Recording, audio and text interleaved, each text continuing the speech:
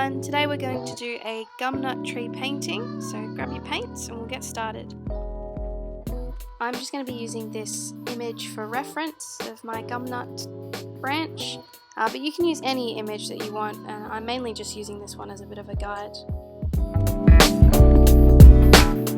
So start off your painting just by drawing out the main shapes that you can see, just by following your reference image as best you can. You can make some changes as you'd like though too. Now that I've finished the drawing part, I'm just going to start getting out my paints. And for this painting I'm only using the primary colours, which is yellow, red and blue, and just mixing different variations of these colours to get all of the colours in my Gumtree image. I'll also be mixing in different variations of black and white to get lighter and darker tones of all of my colours.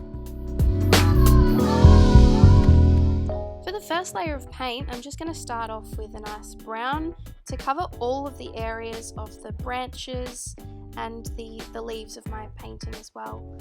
Mix your brown by mixing all of the primary colours, so yellow, red and blue. You might need to do this a few times to get the perfect brown shade, but just keep mixing until it's the colour that you'd like.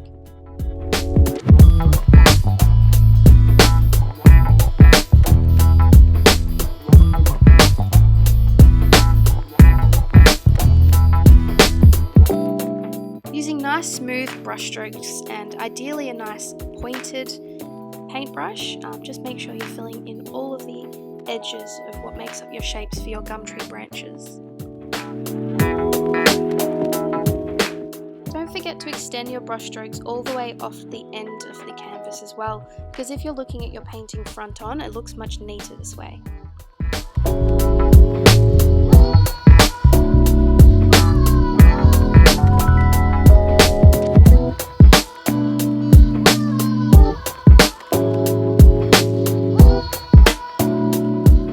Now that the brown layer's all set, I'm just going to start mixing my first colour for my leaves, which is a nice green, mixing blue and yellow until I get the green that I want.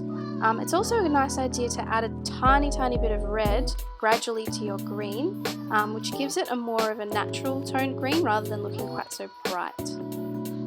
You also want to make sure that your brown layer is pretty much completely dry by this point, just so it's easy to paint your green over the top.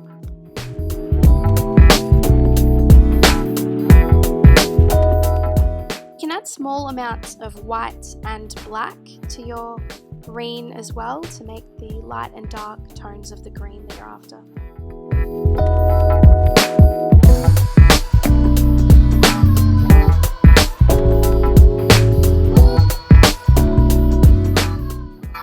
I'm just adding a little bit of yellow to my leaves as well, just to brighten up some areas and really highlight where the sun would be hitting the leaves.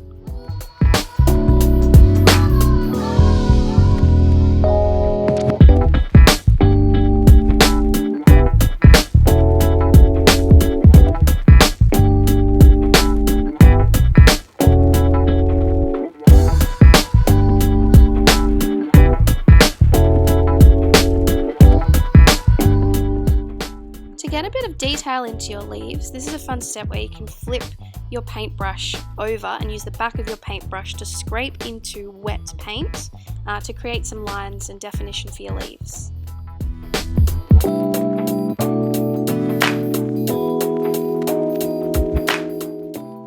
Now I'm just making sort of a muted, sort of dark pink brown shade to highlight where those sort of dead areas of the leaves are, just on the edges of the leaves.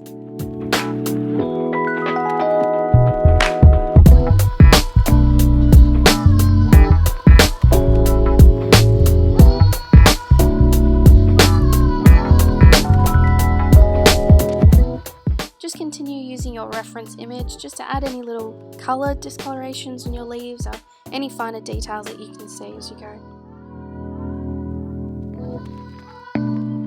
I'm also adding some little dots of black to these areas as well, just to emphasise where the leaves have sort of got like water damage or they've aged. You don't want the black dots to look too sharp, so before they dry, go over them slightly to blend them out a little bit into the red with a clean brush.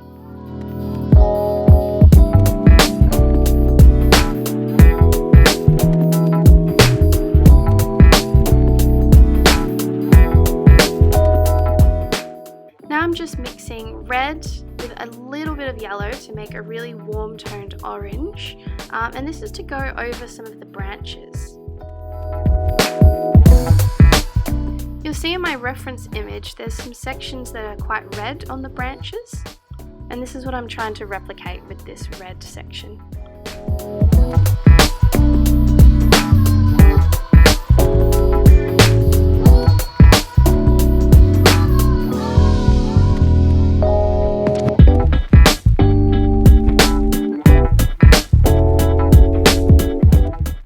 Now for this section you'll be really relying on your reference image to add some highlights. So this is entirely where your light source would be hitting your objects first. So where it's most obvious that it's hitting those branches and on the flowers.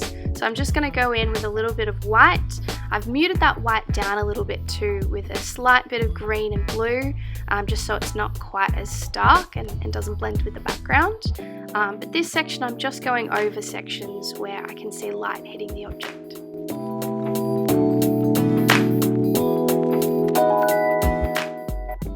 Now it's time to start adding in the flowers for the little gumnut petals. So I'm going in with quite a rich red for this, so it should be a little bit lighter than the red that you used on the branches earlier.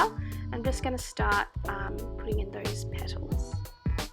I'm also going to add a tiny bit of blue to this section as well, just for any areas that I can see shadow amongst the petals. So any area that is covered by another section of the branches too would also add some shadow with that blue mixed in with the red.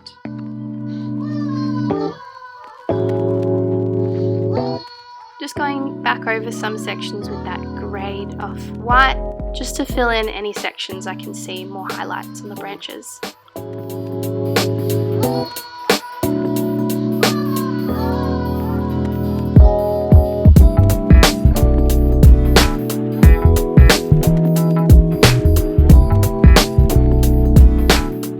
And again, adding in that little bit of blue on sections where it is a bit lighter, but there is some shadow tones that I can see there.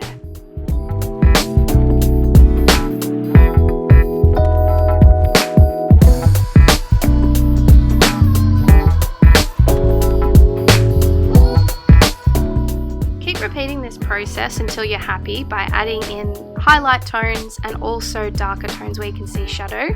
This helps to give your objects and your branches a bit more of a 3D look.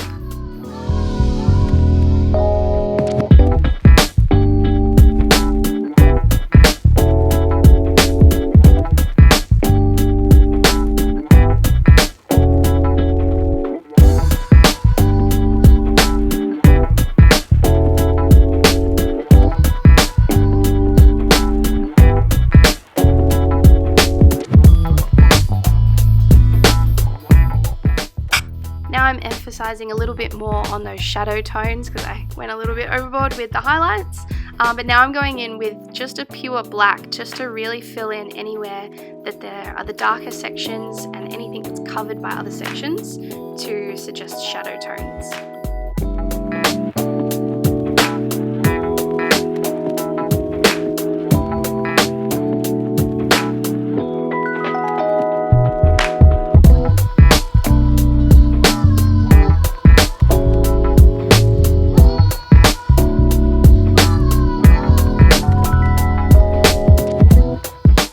Going back in again with that orangey warm red just to fill in some more flower petals.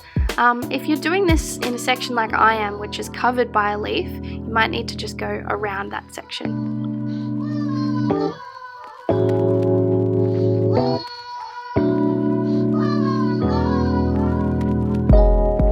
Keep building these sections up. Because you're painting on a white background, they might tend to look quite bright and see-through, so you might need to add a couple of layers to get that 3D dimension to these flowers.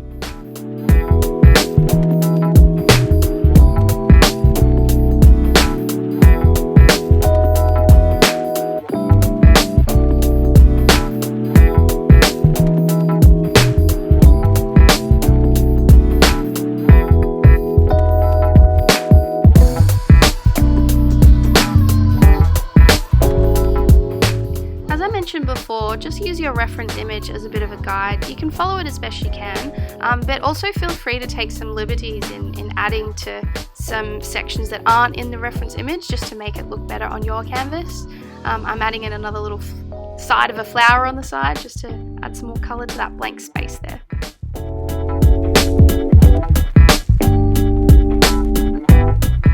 Last couple of little details on the flowers now. I'm just mixing in a really yellow toned orange, so yellow and red with a lot more yellow just to keep that warm tone.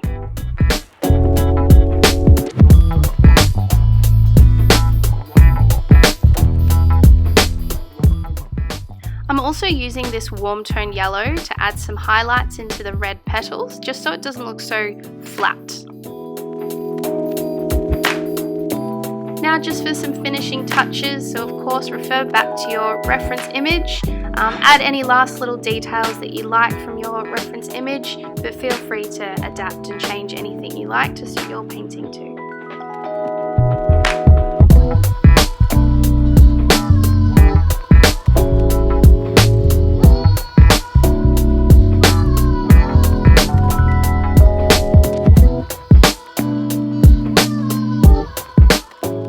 And that's it. Thanks for painting with me. I'll see you next time.